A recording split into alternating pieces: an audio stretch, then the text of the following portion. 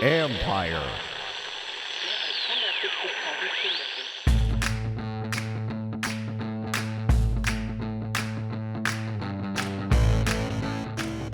Hello and welcome to my podcast. Today I have ESPN's Dan Graziano with me, fresh off the combine. We talk about a number of Redskins topics, from Tua Tagovailoa to Trent Williams and more. And then it's me with your mailbag questions. I mentioned one potential free agent target at running back, and do I really think they're interested in Tua? And what have I been hearing about Dwayne Haskins' offseason? But first, my conversation with ESPN's Dan Graziano.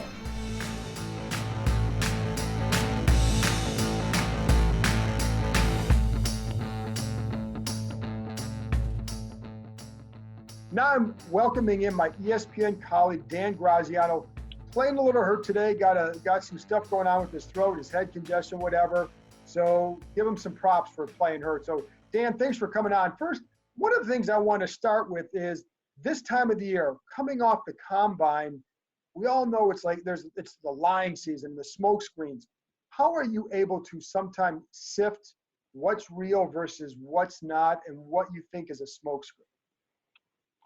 Well, when it comes to the draft, John, I mean, it's almost impossible. I think, I was talking to our colleague Jeff Darlington a year or two ago, and he put it really well. He said, this time of year, everybody you're talking to is either they're telling you the truth, but they don't want it out there, or they're telling you something they want out there and it's not the truth. So, like, as a reporter, you're caught in the middle and you really don't know what to do.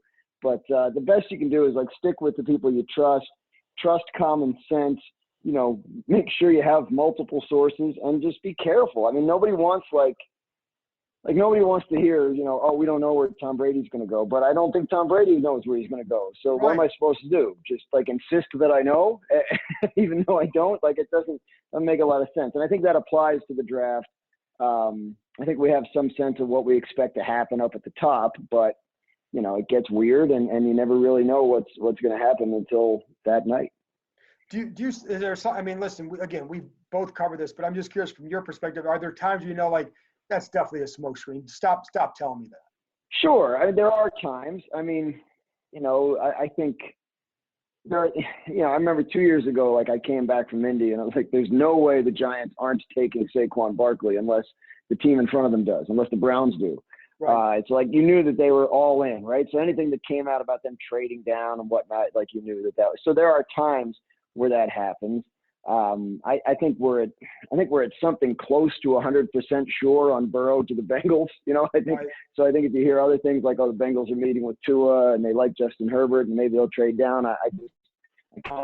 Until you start hearing that more and from more reliable people, I think you have to kind of treat it with some grains of salt.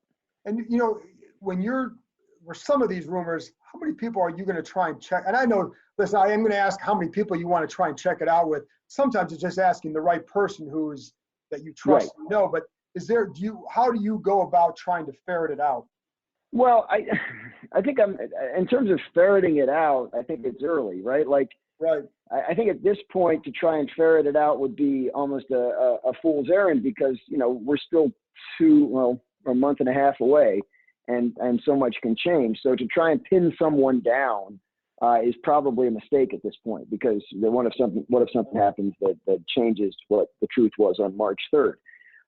So I think at this point it's really just, as you know, John, conversations.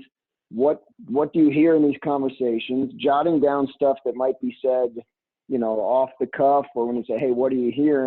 And then just kind of filing it away and then seeing how much you hear it and from whom. Chris Mortensen told me when I was starting at ESPN, he takes notes on his sources.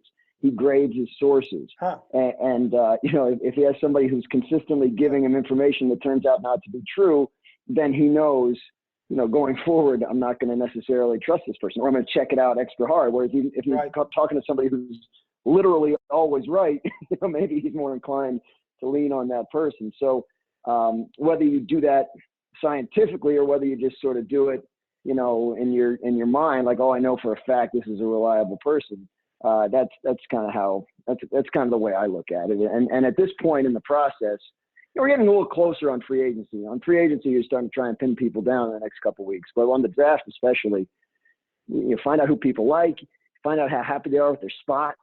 I think the Detroit Lions want out of the number 3 spot. And not that they get to stay put and take a very good player, especially if Chase Young falls there. But I think that, you get a sense talking to people close to that situation that they would move, so you start to get an idea what might happen, but you have to remember that nothing's set in stone yet. And it's funny too, because there are we all have them. There's some sources that I have. It's like, if I'm getting it from this guy has never lied to me in the couple years I've dealt with them. And then there's some, when you're just starting that relationship, you sometimes I'm going to check it out with somebody else because I don't know yet if this guy, how much I can trust this guy, which of course leads us back to the Redskins, because a lot of the speculation and a lot of the smoke is coming out about them at number 2. What do you buy with their intentions at number 2? I have the impression that Chase Young is the most likely pick there, assuming the Bengals go Burrow at 1, which I am. Right. I think Washington looks at what the 49ers did this year and says, wow, 5 first-round draft picks in their front 7. That's a pretty good formula. We're 1 away, right? I mean, if Kerrigan comes back, then you draft Chase Young, then you've got 5 up there, right? So I think that's very tempting. I think, when you look at Chase Young and you talk to people about him, absolutely, transcendent talent. I mean, people who evaluate the draft for us are saying better than the Bosa's. This is in terms of what kind of prospect he is, not how, right. but I mean, projecting him. And I think you have an opportunity to get somebody like that who can be an anchor for you at a vital position. You're going to use the number 2 pick on a player. It's got to be a very important position. It's got to be quarterback or edge rusher or, number 1 receiver or left tackle or shutdown corner. And I don't know if there's another position that would even, and I'm not sure all those do. But number 2 pick, if you can get somebody who can throw the ball or can prevent a guy from throwing the ball, that's what you have to look for. And it's funny because the Niners thing to me is there's definitely a parallel, the impact that Bosa and then also trading for D Ford made with the pass rush. But, the other thing is Del Rio and Rivera, they've coached guys like Julius Peppers, Khalil Mack, Von Miller. So they know what a guy like Young can do for that defense. No question. Unlocks everything. I mean, look at Bosa last year. You just pointed out. Those guys, they had a terrible defense the year before with a lot of the same people and same coaches. And, a guy like that who dominates at that level instantly. And I don't know if Chase Young will do that, but he seems like he's capable of doing that. And if he does, it unlocks everybody else. I mean, he made Eric Armstead a whole bunch of money, I'm sure, on the free agent market to come, right? I mean, DeForest Buckner he was good anyway, but I mean, I think D Ford probably played better than he would have if Nick Bosa hadn't been there. So, yeah, I think it's more than just, let's go get an edge rusher. It's hey, we like our defensive front, we being Washington in this case. If we can add to a strength and make it a dominant strength, that helps us overcome some of our shortcomings in other areas and might make us a really, really tough team to play, if nothing else. So, and I don't know how much you talk to people about the Tua situation, and for just to let some listeners know, I also want to plug that what you and Jeremy wrote after the combine, some really good notes in there on ESPN.com. So just plugging that a little bit. I think that was ESPN Plus. Thank you. I think it was ESPN Plus. So I don't want to get yelled at by people who tell me that you have to pay for it, but it's worth it. So, okay. Anyways, we want people to sign up for ESPN Plus. Yes. So, what are some of the things that did you hear some chatter about the Redskins and Haskins, or even, or what they think about him or in relation to Tua? I think it's new coaching staff that wasn't there when he was drafted, that likes Haskins as a prospect and likes a lot of things about him, but is going into this with the definite impression and opinion that he has work to do, that he is not a finished product, that he's not the professional starting quarterback that they need him to be yet, but they believe he has the tools to get there. So can you get him there? And when are you looking to contend this year? And if that's the case, do you need someone else while he continues to develop? And I think they are looking at all options. And one of those is plugging Haskins in and starting them. And others are, maybe there are going to be a lot of very interesting veteran quarterback options on the market. I don't think any of us has any idea how to gauge the Alex Smith situation. So I think, and then so you're sitting at 2, and why not meet with the quarterbacks at the combine? Why wouldn't you? What if Chase Young decides 2 weeks from now, I'm not, I don't want to play football. I'm going to go do something else in my life. Now you can't even pick him. You got to have a plan B. So, that's a far-fetched scenario. Don't get me wrong. But my point is, you've got to cover your bases. You can't just say, we're taking this guy. What if the Bengals take him? Right? and they've surprised you, right? And now you've got to figure something else out. So meet with the quarterbacks, know what your options are. Free agency for quarterback this year is going to be very weird. There's going to be some very good players that don't have starting jobs that are going to be interesting possibilities. And, one of those guys is a guy that played quarterback for Ron Rivera for the last, 8 years. So, it's I think they're considering everything at the position, but certainly Dwayne Haskins is the option that's right in front of them and probably the most likely because, he was a first-round pick a year ago. Obviously, we know ownership's very high on him. Right? That's got to matter at some point. Even if ownership's staying out and letting the coaches coach, the coaches know what ownership thinks. So it has to factor into your decision-making. So I think the most likely scenario is Haskins as their starter, but I think they're looking at every conceivable option, and there are a lot of them out there this year.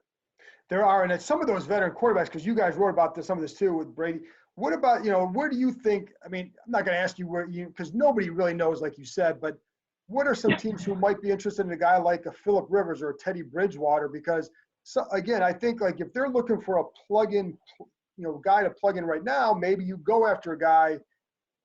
I have a hard time seeing these guys spending that much on a quarterback. And just for the record, I think it's still a long shot for Alex Smith. But what kind of teams you see going after a guy like a Teddy or a Rivers or Mariota? Just on Washington real quick, though, Alex Smith's still on the payroll and salary cap. Yep. So, to add a big spend at quarterback and increase your overall spend at that position when the biggest one isn't even playing, conceivably, right? That's a tough sell, especially when there are other holes to fill. So in terms of where those veteran guys go, you've been doing this long enough to know that quarterback is in the eye of the beholder, right? If Bruce Arians doesn't want Jameis Winston back, or if he thinks he can upgrade, we look around and go, well, who's going to take a shot on Jameis Winston? Well, maybe somebody, and this is just speculation, right? Maybe John Gruden thinks Jameis Winston is great. Maybe Anthony Lynn thinks, we can work with Jim. So that's the interesting part of it. You hear guys connected, and sometimes it's people with information, and sometimes it's people just making the connection, right? Everybody wants to put Phillip Rivers in Indianapolis because he knows Frank Reich and Nick Sirianni from when those guys were in San Diego. But somebody said to me in Indianapolis, those guys were in San Diego. They also know the problems with Phillip Rivers, right? He's not going to move around. He's interception prone, et cetera, et cetera. So maybe their knowledge of him makes them less likely to go that way. So, I think Tom Brady's the big domino. And I think once he figures out where he's going to be, a lot of other things will fall into place. If Tennessee thinks they can get Tom Brady, they slow play the Ryan Tannehill negotiations, right? But if Brady re-signs with New England, maybe Tannehill's their next option. Maybe not. Maybe they like Phillip Rivers. Maybe they like – I think Teddy Bridgewater is going to get interest. You hear him connected with Tampa. You hear him connected with Las Vegas. You hear him as a possibility with the Chargers. So, I think there are people that are interested in him, still young, offers you a couple things in terms of his ability to move around, probably won't cost you as much as some of the other options on the market. So I think he's going to be an interesting one to watch. And I think, it's interesting here because they're, like you said, they're not talking to people here. They like Dwayne, but you're right. They don't know where he's going to go just yet. And they know that Alex Smith might be a difficult one to count. It's certainly a difficult one to count on right now, which means you have to get somebody else. And so then you try to figure out, well, what level of a free agent could you get? But then I also think then it's going to depend on, you might just have to wait to see how this market shakes out to see who's in that $7 to $10 million range where you might be comfortable doing something. Right. Who's left without one of the musical chairs? right? How much of Nick Foles' salary are the Jaguars willing to pay to get rid of him and start Gardner Minshew, right? Like that kind of stuff is where you have to start making your decisions, right? Like, okay, well, I didn't know we could get Jameis Winston for $10 million. I thought he was good looking for 30, but now he has nowhere to go, and this makes sense. Oh, I didn't know Carolina was going to ask for so little in return for Cam Newton because they're rebuilding. This is all hypotheticals, but it's all stuff that could happen. And I think the key is to understand that we're in a very fluid situation with this quarterback market. And you're absolutely right. If you're a team like Washington that has options, that spent a first-round pick on a guy you liked last year, wants to develop him, you have to wait and see what happens in terms of who's available and at what price. I don't think they're in a position to break the bank and go to $25 million for another quarterback or more. So I think they have to wait and see what their options are in the price range that makes sense for them.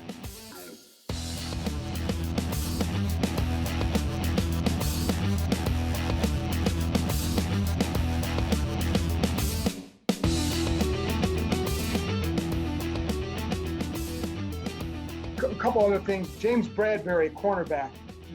How do you see that market for him? Supposedly pretty good. I mean, we're hearing Byron Jones at the top of the cornerback market, and you've been to the combine, you hear numbers thrown around, and somebody's saying $17 million a year, close to it for Byron Jones, and Bradbury looking for 15, and it wouldn't be crazy to think if Byron Jones got that much that Bradbury could slot in behind him. You have a coach there that knows him well. Makes a lot of sense, but I mean, look, everybody needs 3 starters at that position. So, there's always interest in corners. And, Denver's going to be aggressive on the cornerback market. Detroit's going to be aggressive on the cornerback market if they move Darius Slay, maybe even if they don't. Philadelphia is going to be aggressive on the cornerback market. Dallas is going to need someone if Byron Jones leaves. It's going to cost money to get those top guys in this free agent market at that position. And so I think James Bradbury is going to be, a very wealthy man when it's all said and done. He is, and I think these guys will have interest, and I also think they're going to have interest in like a running back like Kenyon Drake. To be honest, I think he's a guy that will be on their list as well. But it's hard after last year with the running back market because what are teams going to be willing to pay when you see some of the return on investment by other teams? Last year we came out of Indy and the hot name was Tevin Coleman. You're not going to believe what Tevin Coleman's going to get. He might get more than Le'Veon Bell, Bob.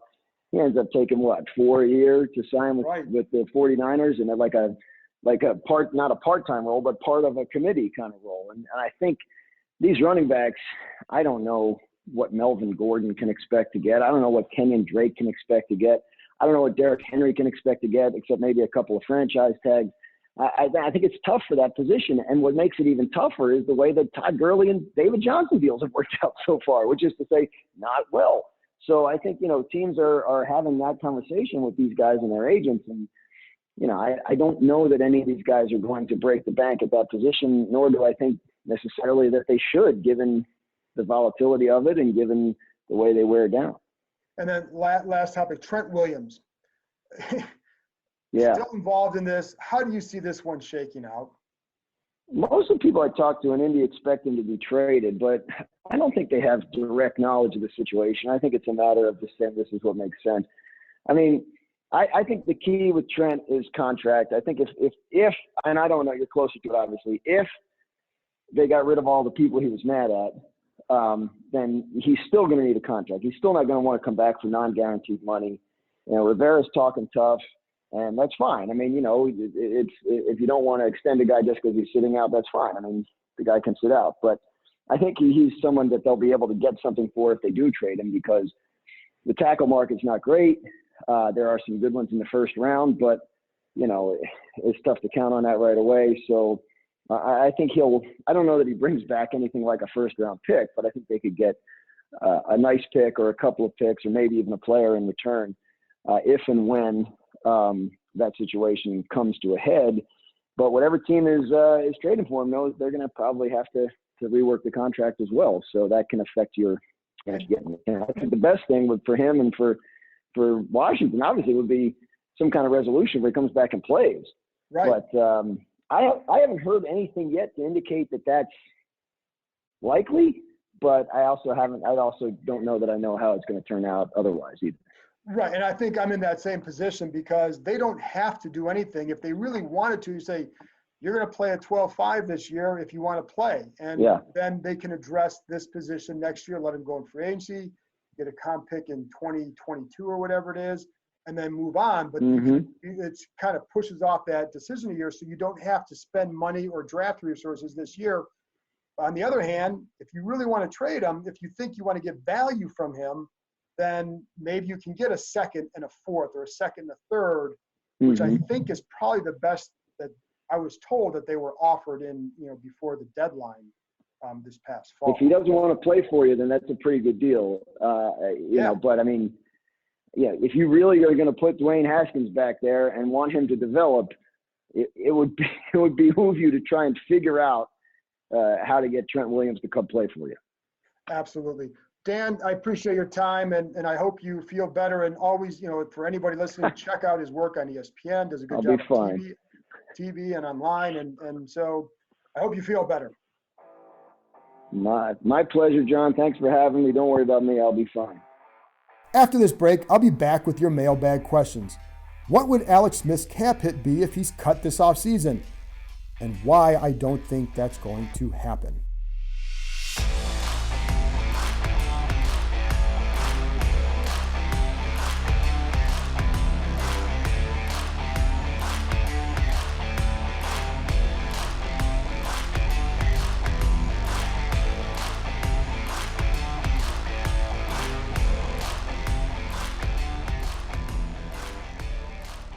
Okay, now it's just you and me, podcast mailbag time. Let's get right to it. There's a few. At Trey MB wants to know chances we add another RB either in free agency or the draft. Trey, I think they're very high. I've mentioned this before, but you have to look at the backfield now. Adrian Peterson, who is he, like 35 years old? Darius Geis coming off another knee injury. Nobody really knows what Bryce Love can do or when he'll do it. I know they still love his talent, but you don't know until you're out in the field. Not going to know. So there are questions there. Chris Thompson's a free agent. At this point, I don't expect him back. So yes, they need help. And the one guy who I think they could and will pursue if he's free is Arizona running back Kenyon Drake. I had one league source tell me that's what he thinks the Redskins will do based on the chatter that you hear. Drake would be a good fit, a back who could help both as a runner and as a receiver. Ron Rivera has talked about having versatile players. That's what Drake would be. Don't know what it'll cost. Figure maybe around 8. I don't know. Would not spend a ton on a running back, but I think he'd be a good fit. The only thing here is I did have someone tell me the other day they don't think Arizona is going to let him get away. So this might be just something you talk about now, and then it's a moot point because he sticks around. But I think it gives you an example of what they're looking for, whether it's in free agency or the draft. So I think that's the point here. Also, and I had someone else tell me, as the way the Redskins are constructed, I think we're looking at another year where they're going to want to run the ball and play really good defense. So you get a guy like Kenyon Drake, whether it's him or somebody like him in the draft, maybe a tight end to help there. Clearly they need one there. So yes, you get a tight end, and then you draft a guy like Chase Young, and you build what they hope is a dominant side of the ball. All right. At Think4224, is Trent really asking for $25 million? Whether it's that exact amount or not, I'm not positive. Would he ask for the moon? Yes. So more than 20? Yeah, I have no doubt about that based on things that you hear about from the past, his demands, whatever. Doesn't mean he'll get it, but he views himself as a highly unique left tackle, a unicorn of sorts at that position, still the best in the game in his mind. Now, the top tackle money is going to be around $19 million or so by the time the season rolls around, especially once Laramie Tunsil gets an extension from Houston. Trent believes he has 5-6 good years left at a high level. So yeah, he's going to shoot really high. I'll just say that. The exact amount, don't know. But yes, I feel pretty safe in saying it's more than 20. I don't believe that would shock anyone in charge from past regimes here. Stephen Robinson wants to know, greetings from Liverpool. How will changing to a 4-3 front improve the Redskins' D? Which players on the periphery do you think are most likely to benefit from that change? Well, I don't know about on the periphery, but what I would say, Stephen, more than anything, I think it's the change in coordinators. Jack Del Rio has a good track record, and that will matter. I think that he noticed the lack of communication on film, or the poor communication on film.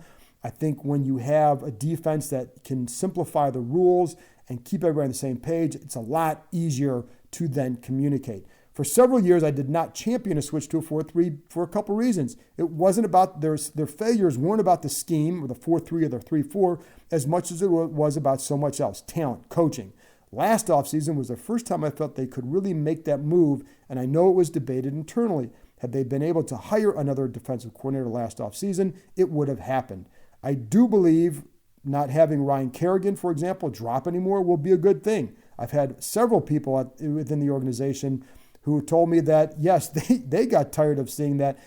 And so I think that's something that one of the things that will change. Clearly, I think some guys will be used in better spots for them, Kerrigan being one of them. The 3-4 wasn't the problem as much as it was the fact that they never had an elite athletic outside linebacker, nor did they have a true nose tackle. If you're going to play that, you need those two things if you're going to play it well.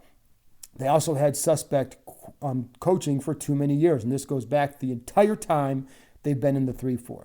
Their sins, though, often occurred in the nickel packages. That's why I think that's where I think the coaching comes into play, because that was an issue. And so they're going to have to improve there, whether you're in a 3-4 or 4-3, because you're playing that sub-nickel packages or sub-packages 75% of the time or so. But I do think that going to a 4-3, I think some of the linemen will be better suited to that. Whether it's Allen and Payne, Ioannidis, I think they're going to do pretty well in there. I think they need to settle their linebacker rotation, though. As I told you last week, look for Cole Holcomb to play on the outside, whether Sam or Will. I think some of that depends on Reuben Foster. He would play a Will if he's able to be out there. Don't know that yet. Sean Dion Hamilton inside. And also they still like, and I think I told you this last week, but I was told this a couple weeks ago, they still like John Bostic, and I think he's a guy that they would welcome back. Because you're not going to have to pay a lot for him. He's a smart guy, and I think he would be a nice addition to, or a nice guy to keep around. Trey 007, based on what you've heard so far, do you think it's Young or Tua? Well, Trey, based on what I've heard, I think it's going to be Young. I think it's him or a trade back if some team gives them a huge haul, and that's where Tua enters. I do think there's some level of interest in a guy like Tua, and listen, how the hell do you not check him out? This franchise hasn't won a playoff game since 2005. They're coming off a 3-13 year, and there should be no reason that you don't check out every player if you think this guy can help you. He's a guy that many consider the best in the draft, if not for the hip injury, right? So, and the Skins have a quarterback in Dwayne Haskins. They aren't sure yet what direction he's really going to go. Now, that said, everything, and I mean everything I've heard about him this offseason has been good. I don't go by videos posted on social media because what do those really show but a snippet? I'm going to go based on what I've heard. And from multiple people, Rivera said it publicly, but I've also heard privately people talking about how much he's been in the building and how much he's interacting with teammates. One defensive player told an acquaintance that he almost never talked to Dwayne during the season last year. He was indifferent to the rookie QB. Not that he disliked him, he's just indifferent. Now he's gotten to know him well and really likes him. Haskins is a low-key guy. Even if he's into the flash away from the field, he's low-key around the locker room. But now the players are seeing the work he's putting in, and trust me, that makes a world of difference because it's a continuation of what they saw at the end of the year, and I think that's important. That said, again, the Redskins owe it to themselves to check out everything. It's also about keeping other teams guessing, so in case anyone wants Tua, they're going to have to try and trade the number 2 to ensure to get him. So maybe they give up some huge haul that the Redskins can benefit more from than a guy like Young. I do believe they think Young is the best player in the draft. I've also talked to a few people who don't buy the interest because they know of Dan Snyder's affection for Dwayne Haskins. I did have one person tell me that. He said he doesn't. I asked, why don't you buy it? He goes, because of Dan, how much he likes Dwayne, but also because this guy felt like Dwayne played well at the end of the year. So, in other words, and this is a guy that I would say was not high on Haskins, or not as high on Haskins, or very skeptical of him. But based on what this guy saw at the end of the year, I think he felt like maybe it made sense to keep going that direction. That doesn't mean they'll be wrong for taking Young, or that just because of Snyder's love for Haskins. I know the defensive coaches are excited about the possibility of taking Young. And I know there's concern about Tua's durability, so there are reasons to go in that direction. That's why, for now, I think it's Young. And like I said on last week's podcast, I think this is as much about drumming up interest in possible trades for the second pick as anything. Okay, Seth, and it's SE and a bunch of Fs. What type of return do you think we could get for Trent Williams? Okay, I was told by someone few nights ago that nobody offered them a first-round pick last year for him. I know there's talk about the Browns wanting to do so, but somebody I trust shot that down and said that, in fact, Cleveland may have made them one of their worst offers. I know New England was in on something until they found out what his price tag would be. This person felt that the Redskins, and this guy's not in the organization, but he's based on chatter, felt the Redskins still believe they could maybe get a first-round pick for him. I think that's going to be difficult. There are some teams in the draft late in the first round who need tackles, but when you look at the teams that are there, Minnesota, New England backed out when they found out Trent's price tag. Minnesota doesn't have the cap room now, so it will be very difficult unless a few things change. So it could be a combination of a second and probably another pick, maybe a third, maybe a pick and a player. I think you'd have to put that as a possibility, right? I believe, so I think the problem here is Trent's contract demands could make it tougher to get that higher pick. That plus the fact that he's 31, has missed a lot of games, and again, that money. So you're giving up, you have to look at it, what are they getting? They're getting a really good player. Still a guy who can play at a high level, but there are some questions there because of some things, the suspension history. So I think that might keep the price tag down compared to what a guy like Laramie Tunsil got. Maybe not. It only takes one team to drive that up, but that's what I'm expecting as of now. Markian Howerluck, and I hope I pronounced that right. Can you walk us through the Alex Smith numbers and how they will impact the cap if he's released, and if the Skins cashed in on the insurance policy they had on him? Okay, Mark. Markian, he's not going to be released this offseason. Dan Snyder loves the guy too much. I would be shocked by this unless it was Alex Smith's decision to say, hey, go ahead and release me. Their wives are very close, and the four of them have spent plenty of time together. I think this organization really wants to see where Alex gets to with his recovery.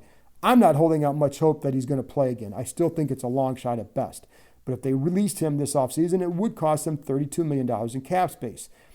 Because of CBA questions, you cannot spread that out over 2 years right now. They do have the $12 million insurance policy, so that number would be obviously lowered to 20. I think he's going to stick around another year, then probably decide if he wants a front office job here or not. One thing I know, Snyder needs somebody from the organization he can hang out with. There's no Bruce Allen or Eric Schaefer or even Larry Hess around to do so anymore. Those are guys that he would call up to hang out with. There are some players he's going to call to do that. I know that. But he needs somebody older to pal around with during games and after games and things like that. That's why I think he's going to try and convince Smith to take some sort of role after he's done playing. I don't know if Smith will want that, but I know if that ends up happening, it would definitely not shock people who know Snyder very well. All right, last one, George Carmi. What should we expect in terms of free agency post Bruce Allen? It appears we have some money to spend. Do you anticipate us being aggressive? To a point, yes, I do. I know in the past that Rivera has not been a guy, or the Carolina Panthers were not a team that chased big money players. I could see them spending a little to sign guys this offseason, whether it's Austin Hooper, James Bradbury. They've been linked strongly to Bradbury, or even Amari Cooper. Now, I've heard multiple things on him. I've been told that some of the Bama Skins have been in contact with Cooper. Take that for what it's worth. Again, I've heard a few ways with him, but that's one thing I know. But it's hard to see, then I also mentioned Kenyon Drake. It's hard to see them getting three big money guys, even though they do have the cap room. Keep in mind that Brandon Sheriff's cap hit will be $16 million once they tag him. If they do all that, then I wonder about Eric Flowers and the ability to sign him. But you do have Wes Martin there who could become the starter. I know that they would like to keep both those guards. If you somehow trade Trent, now you're freeing up more money. You would need a left tackle, but then that depends on what your plan is to replace him. Maybe you get him in the draft, whatever. I think Bradbury, as we talked last podcast, could get $15 million per year. Hooper, I think, would be around 11. I do think they're going to be aggressive with the guys they like, and I do think they're going to sign a couple of these players because they fit. They're younger. Bradbury, I don't know that anybody's going to think he's worth 15, but Hooper's a young guy, and they're both at a good age to at least grow with. So I think, and at this point, I think in this organization where they are right now, they're probably going to have to overpay to get guys to come here, despite how people feel about the changes. You still have to, I think anybody outside here is going to view it with some skepticism until it gets turned around. Then you're going to find it a little bit easier to get some guys. So I think it's going to be interesting to see what they're going to do. I do expect them to be going after a few guys. Well, that's it for this week. I want to thank Dan Graziano for joining me. Check out his work on ESPN, on TV, on ESPN.com. And I want to thank you for your mailbag questions. And as always, thank you for listening. Talk to you next time.